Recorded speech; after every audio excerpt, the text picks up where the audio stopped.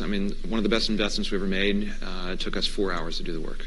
It was during the financial crisis. Which was that? Wachovia Corporation. Okay. So I was on my BlackBerry eating breakfast at the Brooklyn Diner in front of my building, and there was a story went across the. I was just Wall Street Journal headline, Reuters headline, excuse me, went across saying that Citigroup to acquire the Wachovia banking subsidiaries for $2 in Citigroup stock. Stock was halted. And this was kind of an interesting transaction because they were buying the subsidiaries for Citigroup stock.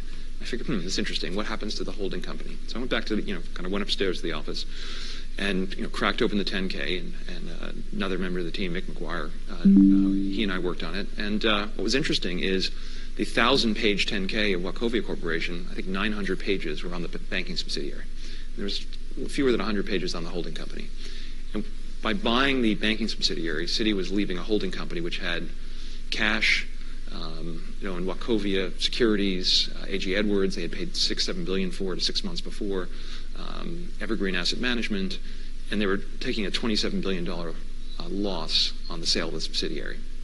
And it also had a liability called non-cumulative perpetual preferred stock, which if you ever want to have a liability in your life, this is the single greatest liability to have. It's a form of equity where you never have to pay a dividend, and when you don't pay them, they don't accumulate. And the worst case is they get a couple directors on the board, and you say hi to them each meeting, and you have this very. And I said, look, this could be our Berkshire Hathaway.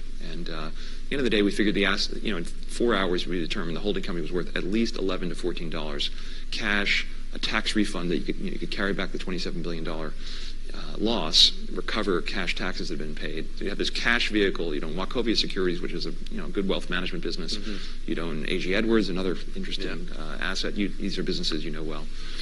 And the stock opened after it was halted at $1.84. So we said, look, it's worth 11 to 14, $1.84. We bought 42% of the volume for the next 4 days, and then it was acquired by. Then Wells came in and put in a topping bid of $7 in Wells Fargo stock, which wasn't actually a topping bid. But the Wells Fargo deal did not require government assistance. Right. So I think Sheila Bair led. Yeah, I remember that.